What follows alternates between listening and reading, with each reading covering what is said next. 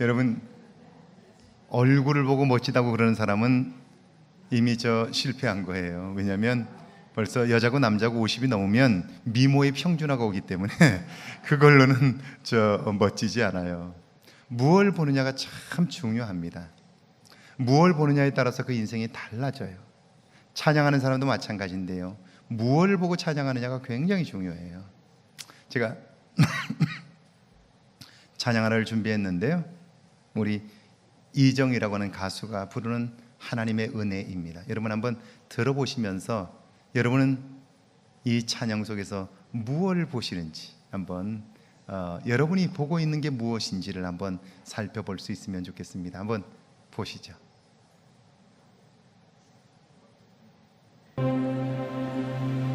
내 지으신 이가 하나님, 나를 붙드신 이가 하나님,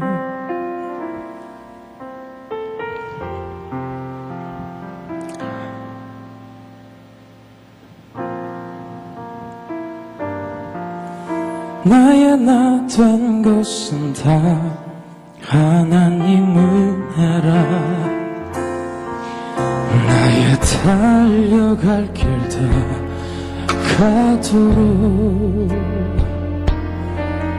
나의 마지막 홀 다하도록, 나를 그 십자가 품게 하시니, 나의 나 된 것은 다 하나님 은혜라. 한량없는 은혜, 갚을 길 없는 은혜, 나를 애워싸는 하나님의 은혜, 나를 없이 그 땅을 밟음도, 나를 붙드시는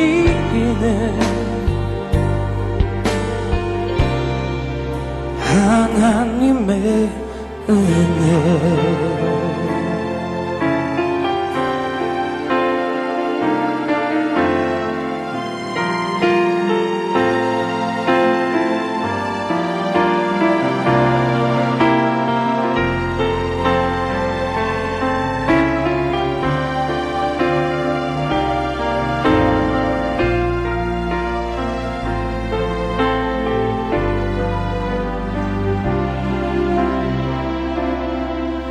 나를 지으신 이가 하나님,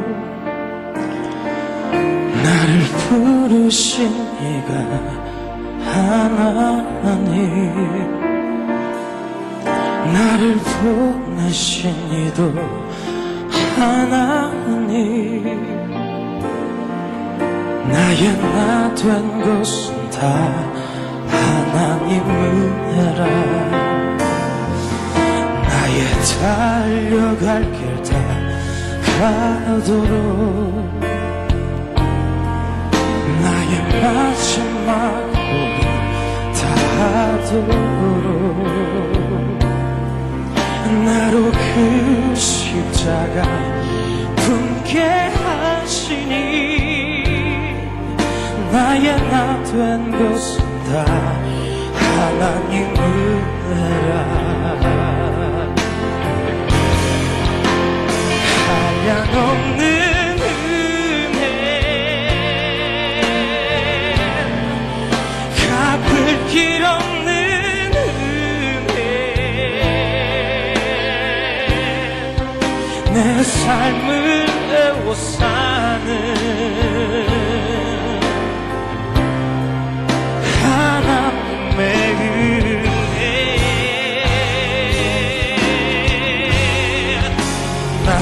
주저함없이 그 땅을 밟음도 나를 붙드시는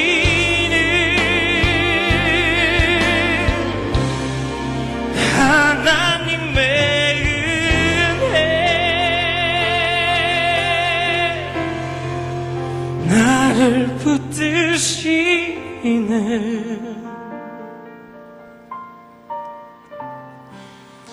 하나님의 은혜.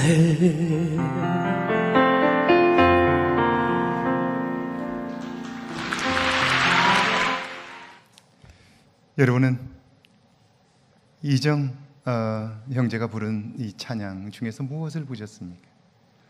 볼 수 있는 게 참 많아요. 이걸 보면서 사람들이 참 많이 왔구나. 음향 기기가 참 괜찮네. 무대 세팅이 참 잘 됐네. 이걸 볼 수 있어요. 그것만 주로 보는 사람이 있을 수 있어요. 근데 또 다른 사람들은요, 이정 생각보다 목소리가 참 좋네. 잘생겼네. 또는 박자 놓쳤네. 가사가 틀렸네. 이런 것들을 볼 수 있어요.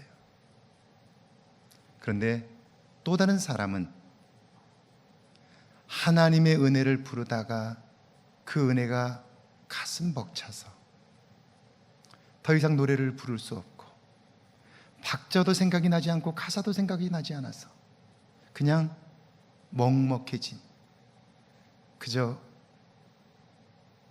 그 은혜가 좋아서 눈에 눈물이 주르륵 흐르는 그 모습을 볼 수 있어요. 여러분은 무엇을 보셨나요? 만약 저 자리가 자기 자신의 노래를 발표하는 콘서트였다면 이 무대는 빵점짜리였을 거예요.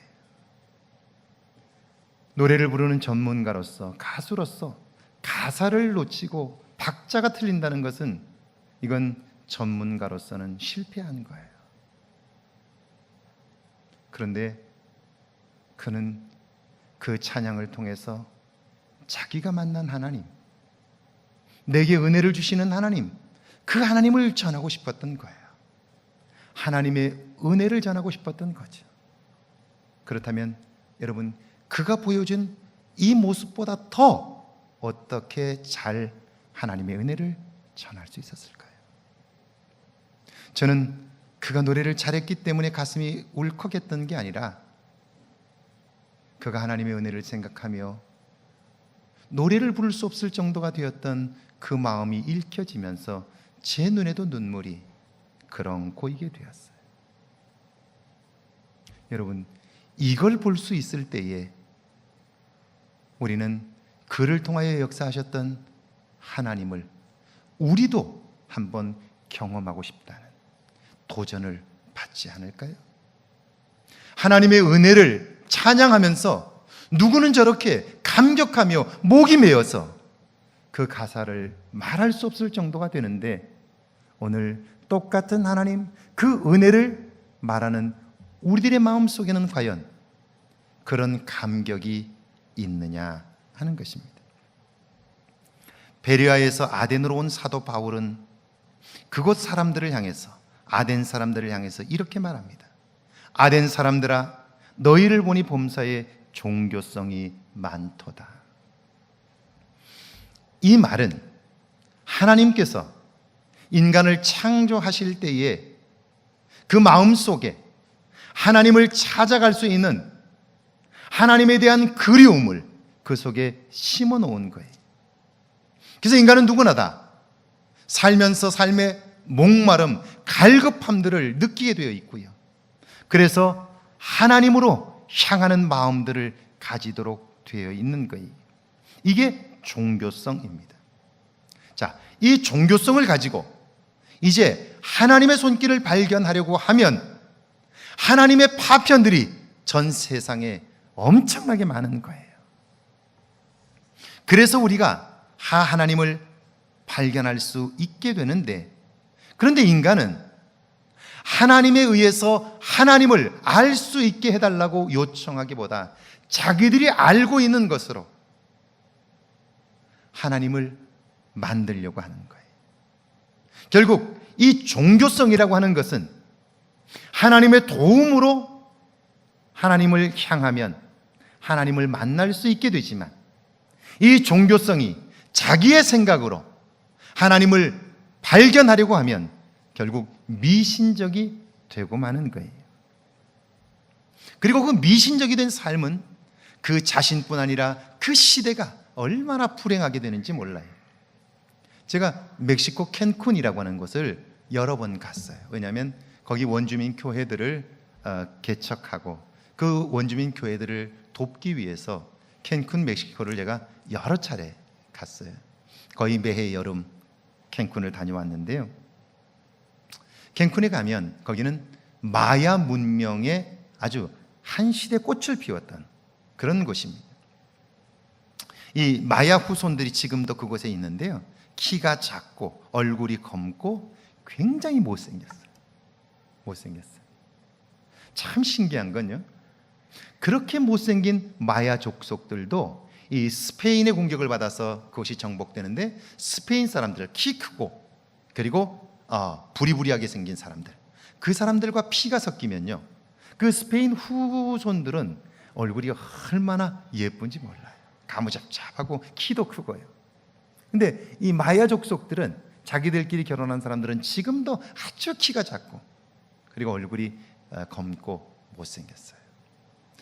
그런데 그 마야 문명이 꽃피웠던 그곳인데요, 가보면 지금도 곳곳에 신전들이 남아있어요. 피라미드과 신전들이 그대로 남아있어요. 그곳에 지금도 가장 잘 보존되어 있는 신전 하나가 있는데 엘 카스틸로라고 하는 신전이에요. 저도 거기를 가봤습니다만은, 엘 카스틸로 신전은 어떤 곳이냐면, 그곳은 뱀의 신을 모시는 곳이에요. 뱀을, 그래서 이제 큰 뱀들이 좀 있는데요, 그 뱀을 신으로 섬기는 거예요. 그들은 뱀의 신을 섬기면서 그 뱀의 신을 기쁘게 하기 위해서 그들이 했던 일 중에 하나가 뭐냐면 인신 제사를 드리는 거예요. 사람을 잡아서 제물로 드리는 거예요. 제사를 드리기 전에 그 부족의 젊고 어린 애들을 모읍니다. 그리고 나서 그 신전 앞에서요, 공을 하나 가지고 공놀이를 해요. 공놀이를 하다가 최종적으로 그 공을 잡은 그 아이를 제물로 바치는 거예요. 신에게 제사를 드린다고 하지만 여러분, 그 아들을 바치는 부모의 입장에서 생각해 보세요. 그리고 부모의 고통도 고통이지만 신에게 인신 제사를 드리는 문화는요, 반드시 생명을 경시하는 풍조로 나왔어요. 그 문화는 인간의 생명을 하찮게 여겨요. 결국 그 문명은 오래가지 못하고 결국 무너지고 마는 거예요.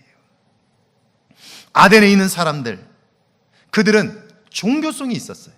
하나님의 구속에 심어놓았던 하나님을 찾아가는 마음, 그것들이 그들에게도 있었던 거예요. 그래서 그들은 알지 못하는 신에게라는 이름의 제단을 만들고 그것을 섬기게 되었던 거죠. 하나님이 만들어 두신 종교성, 이것이 보아야 할 것을 보고 그리고 발견해야 할 것을 발견하지 못하면 결국 그것이 미신적이 되어 우리의 삶을 구속하게 되는 것이죠. 마찬가지입니다. 우리가 찬양을 부를 때에 찬양의 대상을 분명히 알지 못하면 결국 우리는 우리의 노래를 부를 수밖에 없게 되고요, 나를 즐겁게 할 수밖에 없는 거예요. 그리고 그 찬양은 나를 감동시킬 수 없고 사람들을 감동시킬 수 없을 뿐 아니라 하나님을 감동시킬 수도 없게 되는 것이죠. 이런 아덴 사람에게 사도 바울은 너희들이 알지 못하는 신, 그 하나님을 소개하기 시작하면서 27절에 하나님을 소개하는데요, 우리가 찬양할 때 그 찬양을 받으시는 분이 바로 이런 분이에요. 이게 26절이죠. 같이 한번 읽어볼까요? 26절 함께 읽습니다. 시작. 인류의 모든 족속을 한 혈통으로 만드사 온 땅에 살게 하시고 그들의 연대를 정하시며 거주의 경계를 한정하셨으니, 인류를 한 혈통으로 만드셨다는 거예요. 여러분, 온 인류는 다 달라요. 피부색도 다르고 언어도 다르고요, 문화도 달라요. 그런데 하나님은 그 모든 인류를 한 혈통으로 만드셨다는 거예요. 어떻게 해요? 하나님은 생명의 창조주이시기에 하나님은 그들 모두를 다 하나님의 손으로 만드셨기에 그들 모두는 다 하나님의 자녀라고 하는 거예요. 생명의 창조자이신 하나님, 그 하나님을 소개하는 거예요. 그리고 그 하나님은 우리의 찬송을 받으시기에 합당하다 하는 거죠. 여러분, 오늘 이 시대에 우리가 하나님을 찬양할 때 그 하나님은 오늘도 동일하셔요. 온 인류를 한 혈통으로 만드셨어요. 어떻게 해요? 피부색은 달라도, 언어가 달라도, 사는 곳이 달라도 우리는 예수 그리스도로 말미암아 하나님의 자녀들이 되었어요. 할렐루야.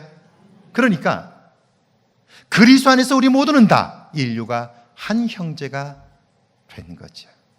그리고 만나보면 예수 그리스도를 믿는 믿음으로 금방 친해지고요, 함께 사랑의 교제를 나눌 수 있게 되는 거예요. 제가 전에 미국에 있을 때 우리 목사님들과 함께 예루살렘으로, 이스라엘로 성지순례를 간 적이 있어요. 비행기를 타고 예루살렘 쪽 이스라엘로 들어갔는데요. 그런데 애틀란타 공항에서 비행기를 딱 탔는데 제 옆에 백인 아주머니가 탔고, 그리고 그 옆에도 백인 아주머니 두 분이 더 탔어요.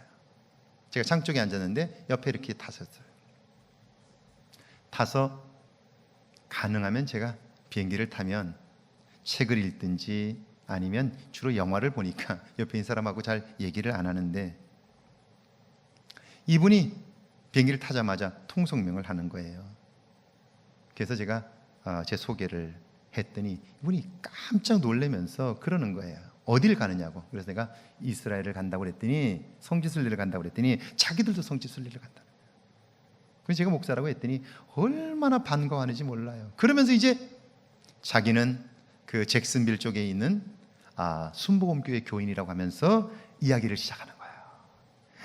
은혜 받았던 이야기를 한다고 하는데 이야기가 끝이지를 않아요. 최근에 받았던 은혜부터 시작했어. 근데요, 그 이야기를 들으면서 저도 은혜를 받으니까요, 같이 이야기를 제 얘기도 하고 그 우리 백인 아주머니 이야기도 하고 이야기를 하는데 얘기가 끝이 없는 거예요. 끝이 없어요. 이분은 받은 은혜가 너무 많으니까 이야기를 하고 싶었어요. 견딜 수가 없는 거예요. 그러니까 그 옆에 있는 아주머니들이 잠깐 있어봐 그러고는 자기 얘기하고 막 그러는데요, 금방 그 비행기 한 10시간 정도 가는데요, 금방 간 거예요. 금방 갔어요. 보세요. 문화도 다르고 다 달라요. 그런데 예수님을 믿는 믿음 하나로 10시간 동안 그 지루한 비행기 안에서 금방 시간이 간 거예요. 그리고 함께 했던 시간들이 오랫동안 남게 되는 거예요. 예수 그리스도 안에서 우리를 한 혈통으로 만드신 거죠. 그 하나님, 보세요. 서로 전혀 다른 사람들이지만 이렇게 우리를 새롭게 하신 하나님, 그 하나님이 우리의 찬양을 받으시는 분이라는 거죠. 우리를 창조하신 그 하나님을 기억하면서 찬양하게 될 때 여러분, 우리의 찬양은 달라질 수 있는 거죠. 그뿐 아니라 여기 보니까 온 땅에 살게 하시고 이렇게 되어 있어요. 이 땅에 있는 생명의 주관자가 하나님이시라는 거예요. 하나님은 생명을 창조하셨을 뿐 아니라 생명을 지금도 주관하고 계신다 하는 거죠. 여러분, 많은 사람들이 이 땅을 살면서 내가 내 인생의 주인이 되어 살려고 해요. 그러면 그럴수록 그 사람은 점점 피곤해지고 지쳐가는 거죠. 그러니까 내 생명의 주인이 누구인가를 분명히 할 필요가 있는데요. 하나님은 온 땅에 살게 하시는 분이에요. 여러분, 이게 정말 중요한 말인데요. 생명이라는 말과 산다는 말이 같은 걸 여러분 아세요? 생명이라는 말과 산다는 단어가 같은 의미예요. 그러니까 생명이 생명되도록 사는 방법은요, 하나님 안에서 사는 거예요. 다시 말하면 생명의 주인이 누구인가를 알고 사는 거예요. 그럴 때 우리는 그 생명이 온전한 삶을 살아갈 수 있게 되는 것이죠. 이게 참 중요해요. 그리고 그 내 생명의 주관자이신 그 하나님을 기억하며 찬양하게 될 때 우리의 찬양은 달라질 수 있다는 거죠. 여기 보니까 연대를 정하시고 또 그렇게 되어 있어요. 하나님은 시간의 주인이시죠. 시간이라는 말과 생명이라는 말도 같은 뜻이에요. 하나님은 매 시간, 매 순간 그 시간의 주인이 되시는 거예요. 그래서 지금도 나와 함께 하시는 하나님을 기억하며 찬양하게 될 때 우리의 찬양은요, 능력이 있게 되고요, 우리의 마음이 그 찬양에 담겨져서 하나님을 감동시킬 수 있게 된다 하는 거예요. 여러분, 이것은 단순히 그냥 성경에 있는 이야기다 그렇게 생각하면 안 돼요. 이 하나님을 기억하며 찬양하게 되면요, 그 찬양이 나를 감동시킬 수 있고 사람들을 감동시킬 수 있고 그리고 하나님을 감동시킬 수 있어요. 제가 가끔 K-팝 스타라고 하는 프로그램을 봐요. 근데 미국에서 온 15살짜리 아이가 나와서 노래를 불러요. 근데 노래 제목이 윤복희 권사님이 불렀던 여러분이라는 곡이에요. 아시죠? 내가 만약 외로울 때면 누가 위로해 줄게, 이거 있죠? 이거는 아무나 부를 수 있는 곡이 아니에요. 이건 삶의 연륜이 있어야 되고요, 그리고 삶의 풍성한 경험이 있어야 이 노래를 부를 수 있는 거예요. 왜냐하면 이 노래는 누군가를 위로하는 노래이기 때문에 그래요. 근데 15살짜리가 이 노래를 어떻게 부르겠어요? 그러니까 그 아이가 그 노래를 가지고 나오니까요, 거기 있는 심사위원들이 다 하나같이 휴, 그래요. 그 조그만 아이가 어떻게 그 노래로 어른들을 위로할 수 있겠어요? 인생의 연륜이 짧은데. 그런데요, 15살짜리 아이가 그 노래를 부르는데요, 거기 있는 심사위원들과 그리고 거기에 온 방청객들과 그걸 본 거의 모든 사람들이 감동을 받는 거예요. 저도 그 노래를 부르면서 감동을 받았어요. 여러분, 이게 어떻게 가능했을까요? 15살짜리가 무슨 삶의 연륜이 있어서 나이든 어른들을 위로할 수 있겠어요? 삶에 지친 사람들에게 위로할 수 있겠어요? 그런데 그의 목소리와 그의 노래가 사람들에게 큰 위로를 주고 감동을 준 거예요. 그 힘이 어디서 난 걸까요? 심사위원 중에 한 사람이 묻습니다. 너는 무슨 생각하면서 그 노래를 불렀니? 물어봐요. 그러자 이 아이가 이렇게 대답해요. 엄마 혼자 계시는데 엄마는 이른 새벽부터 늦은 시간까지 일하러 가서 하루 종일 힘들게 일하고 저녁에 들어올 때는 지쳐서 들어온다는 거예요. 지치고 힘들어하는 엄마를 위로하고 싶은 마음에서, 그 엄마를 생각하면서 엄마를 위로하고 싶은 마음에서 이 노래를 불렀다는 거예요. 노래를 부르는 내내 그 엄마의 얼굴을 기억하면서 엄마의 힘겨워하는 모습을 생각하면서 그 노래를 부른 거예요. 그랬더니 그 노래 안에 그 진실한 마음이 담겨진 거예요. 그러니까 다른 사람들을 감동시킬 수 있는 거예요. 찬양은 노래가 아니에요. 이 앞에 서서 마이크를 든다고 노래를 부르는 게 아니에요. 세상을 창조하시고 온 인류를 한 혈통이 되게 하신 하나님, 그 하나님을 기억하며 나를 지으신 그 하나님을 기억하며 부르는 노래가 찬송이지요. 내 생명을 이 땅에 보내시고 지금도 내 생명을 주관하고 계시는 분, 그분을 기억하며 부르는 노래가 찬송이지요. 내 생명의 시간을 이끄시고 내 생명의 시간의 주인이 되신 하나님, 그 하나님을 기억하며 부르는 노래, 그 노래가 찬송인 것이죠. 그 하나님을 기억하며 부르게 될 때 우리는 찬송을 부르다가 가사를 잃어버려도 괜찮아요. 박자가 틀려도 괜찮아요. 그러나 박자가 틀렸지만, 가사를 잃어버렸지만, 그러나 그분의 은혜가 내 안에 있기 때문에 내가 감격할 수 있고, 그런 내 모습이 하나님을 감동시키고 그 찬양을 듣는 사람들을 새롭게 할 수 있는 것이죠. 여러분, 그 하나님은 우리 가까이 계셔요. 조금만 손을 펴면 경험할 수 있어요. 여기 27절에 그렇게 되어 있잖아요. 같이 한번 읽어볼게요. 27절 함께 읽습니다. 시작.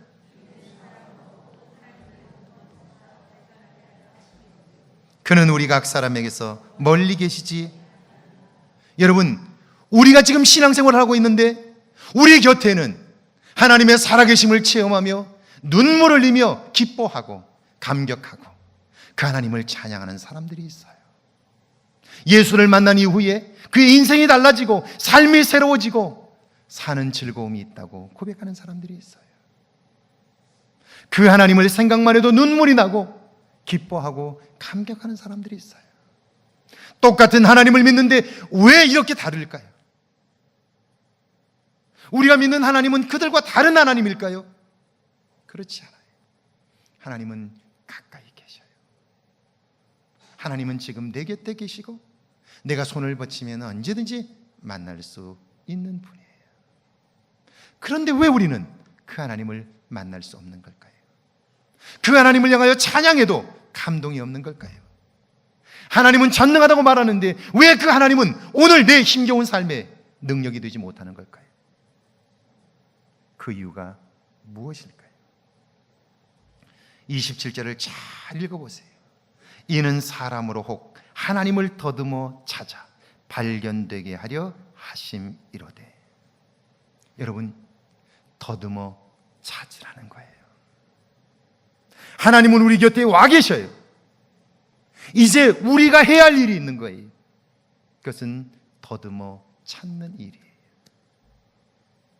찬양팀에 소속되었기 때문에 나는 찬양하는 사람이 아니고요, 내 삶에서 가까이 계신 하나님을 만났을 때에 그분으로 인하여 내 안에 새로운 변화가 일어나고 내가 경험한 그 하나님을 기억하며 내 삶의 고백으로 찬양하게 될 때, 여러분, 그 찬양은 하나님이 받으시는 찬양이 되는 거죠.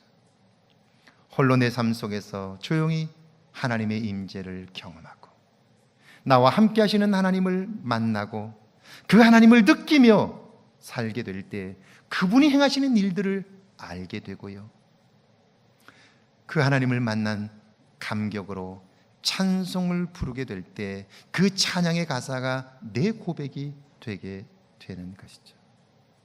그리고 그 찬양은 내 고백, 나를 지으신 이가 하나님, 나를 보내신 이가 하나님, 나의 나 된 것은 하나님의 은혜라 라고 부를 때 정말 그 가사가 내 고백이 되니까요, 그 은혜가 너무 커서 가슴이 먹먹해지고 더 이상 부를 수가 없게 되는 거예요. 그리고 그것이 누군가를 감동시키며 하나님을 감동시킬 수 있게 되는 거죠. 우리 찬양팀 한 사람 한 사람이 온전한 찬양을 부름으로 행복한 찬양하는 사람들이 되면 좋겠습니다. 그저 눈에 보이는 것이 아니고요, 노래를 잘하는 것이 아니고요, 이 하나님, 생명의 창조자이시고 내 생명을 주관하시는 분이시고 시간의 주인이신 이 하나님을 기억하며 매일매일의 삶 속에 그분을 경험하며 살게 될 때 우리는 그분만 생각해도 가슴이 먹먹한, 그리고 그분 때문에 내 삶에 사는 이유가 있고 그분 때문에 세상을 넉넉히 이길 수 있는 은혜의 능력이 있기를 주의 이름으로 축원합니다. 우리 한 사람 한 사람을 하나님은 이런 영광의 자리로 초대하시고요, 그리고 그 은혜를 부어주시기를 원하시는 거죠. 여러분의 삶에 이런 찬양이 있기를 주의 이름으로 축원합니다.